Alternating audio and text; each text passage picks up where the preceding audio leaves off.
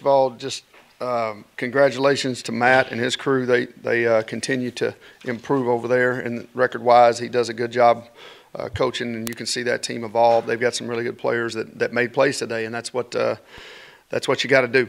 I thought they made plays early in the game that really helped them. The Butler kid made some really nice plays today. A couple of big plays defensively, but I was really proud of our defense settling down in that second half. I think we gave up 3 points. I feel like we played good enough to win defensively. Now, offensively, and it starts with me, not enough production. It's not okay to move the ball up and down the field, but you got to get in the end zone. And I don't care what the issue is. We got to get in the end zone, and I think we can all look to what the issues were on those drives and the issues where we weren't able to get in. We got to get together collectively and finish in the end zone, get points on the board, and we were certainly capable of doing that today. We just simply didn't do it, and that's unfortunate. I thought we played pretty good game on special teams. I really felt good coming out of that half, knowing we were getting the ball back. We didn't start fast on either side in the second half like we really needed to. We needed to go get points on that first drive, particularly a touchdown, and then defensively we were finally able to get them stopped. But those are major goals that we were accomplished last week. We didn't get those accomplished, and those things will help us win. So we'll look at all the things on tape. We'll regroup, we'll gather, and the thing that I see in that locker room is guys that know that, hey, we're okay. We just got to make plays, and that's what it comes down to. And they take that personally, and so do we as coaches. We'll make sure we're ready to go next week. Let's take some questions. Coach, can you talk about the drop? You had a drop early that would have been a clear touchdown. You had another drop, and you had the fumble. It seemed like that was a big part of the football game for your offense. Yeah, it is, and that hadn't been part of us to this point. We've actually been pretty good. The ball gets close to us. We've been making the play, but we had a lot of game left to play. So I was proud of our team for the way that they handled that young man. He came back and made some plays late in the game, which was good. But then the one down there where we fumbled it, there's no excuse for not taking care of the ball. It's the number one thing that we talk about, valuing possession and valuing that football. It's unfortunate that happened. The amount of effort and work that we put into how to secure footballs and really how to run after a catch like that would have prevented that. And I know he'll learn from that. There's no doubt about it. And we need him to. You said on the radio that you have to do a better job getting your guys into things that are maybe a little bit easier to execute. Would you describe that as applying to the fourth quarter sequence of the first and goal from the two? You guys ended up turning over on down. Yeah, obviously I didn't do a very good job because things that we'd executed well pretty all week, we weren't able to connect on them. And that's unfortunate because they were there. We just weren't able to connect on them. And that comes down to the person coaching them, and that's me. So at the end of the day, that comes down to me. That's not on the rest of them guys. I got to find a way to get them in better things that are easier for them to execute, and we can certainly do that.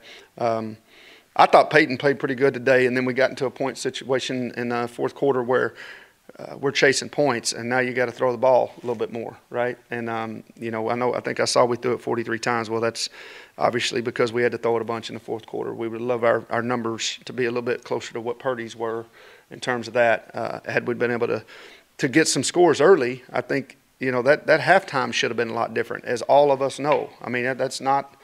That halftime should have been a lot different, and it didn't get done, and that's unfortunate. Snap exchange, how much does that alter the timing of that play? It does. Particularly when you're throwing the ball, it makes some issues. If you're in a run pass read issue, the good news is a lot of those came on things where we were handing the ball off, so it didn't hurt as bad. But man, there's no excuse. That's the first thing that goes, and we can't have any of those, right? Even one of those is not okay. So I know we got a good nose on us, but we got to be able to do a better job there. But I thought they were handling, the challenge up front. I was proud of our offensive line because the plan coming in was to go after them in a run game, and I thought we were doing a really nice job of that. We just got to finish the drives off. You talk about the way they keyed on Puka and kind of took him out of the offense at times, or at least tried to. Well, if you know anything about football and you study these guys, they are a drop 8 look, all right? So they got 3 down linemen and they drop 8. So they had a bunch of breakups in the pass game. They had 9, but that's because there's 8 guys back there. And when there's 8 guys back there, most of the time there's going to be somebody close, right? And they have 8, you have 5. at max, right? So I think, that's what they do. That's who they are, and the whole league knows that, right? Everybody that they've played has struggled when you try to get the ball down the field. That's why you want to stay out of those situations. We worked to get all of those guys the ball as best we could with the space that we had given to us. And I thought he did a really nice job today doing the things that he could. We had a plenty good enough plan. We just have to execute it better as coaches and players, and I know our guys will take that challenge. When you have the drop touchdown, you have the fumble after a catch, did those type of things kind of knock the offense's confidence overall? Does it take time to kind of recoup? I don't think it did. I mean, our sideline demeanor, everything was really good. We can't let those things get us twice. That's the big thing, right? Obviously, you don't want them to happen.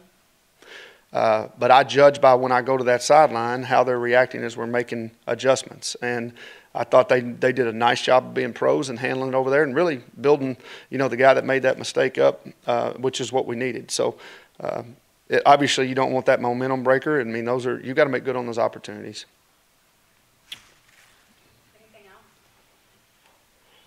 You maybe picked him up. What did you just see and how your guys on the sideline kind of handled him? I mean, the thing that they've been around a bunch is knowing that, we play for one another. I mean, that's a David Bailiffism. I mean, I've learned it from him a long time ago. You play for one another, and when your brother needs you, you got to be there. Sometimes that means it's tough love. Sometimes it means it's, hey, man, listen, don't let that beat you twice. We're going to need you. We're going to need you. And he came up with some nice plays there towards the end of the game, right? So that's really all you can do is move forward.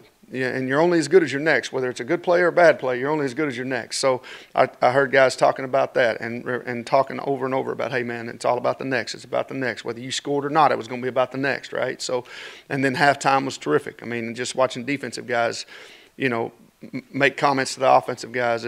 I like where we're at as a team. I know we've got a fun game to play in here this next week. I'm excited. Our guys are excited. We're going to go to work on them right now. Okay? Thanks. The heart that Elmore Hempstead showed today, changing his number for his brother and playing through grief. Yeah, I don't know how many guys that I've ever coached could really do what he had to do today, what he did today. He'll be leaving pretty quickly here to attend the funeral, but I was really proud of him. We had that number available, and it was a way for us to be able to honor his brother and his family.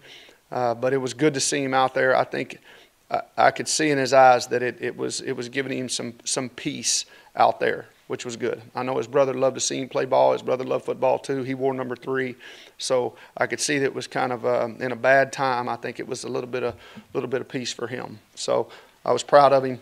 Proud of our defense. I thought those guys played well enough there, particularly through the second half. We weren't able to put enough points on the board, which, like I said, that falls squarely on me. That's unfortunate for our team. I should have done a better job. All right, thanks.